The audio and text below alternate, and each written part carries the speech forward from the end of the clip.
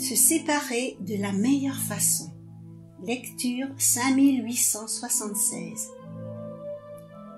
Une rencontre peut signifier le début d'un nouveau parcours, mais une bonne séparation est encore plus importante.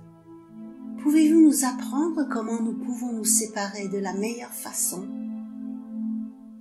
S'il vous arrive de devoir vous séparer, cela signifierait que la relation n'a pas à se poursuivre et à ce stade, la chose importante à faire serait de se séparer dans le plein respect de son partenaire. C'est ça le principe. Ne vous séparez jamais pour rechercher un avantage personnel. En respectant le principe, la nature pourra vous donner une seconde chance. Une mauvaise façon de se séparer serait de continuer à se blâmer les uns les autres, ne faisant que perpétuer la haine réciproque. N'oubliez pas que vous êtes tous les deux responsables de ce qui vous arrive et que chacun a commis des erreurs envers l'autre.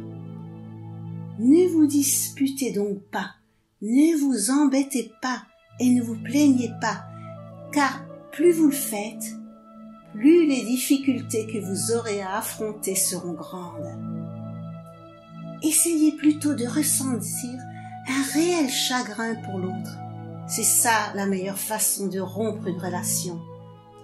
Se séparer de cette manière signifierait qu'en cas de besoin, à l'avenir, vous pourriez toujours compter sur le soutien de l'autre personne.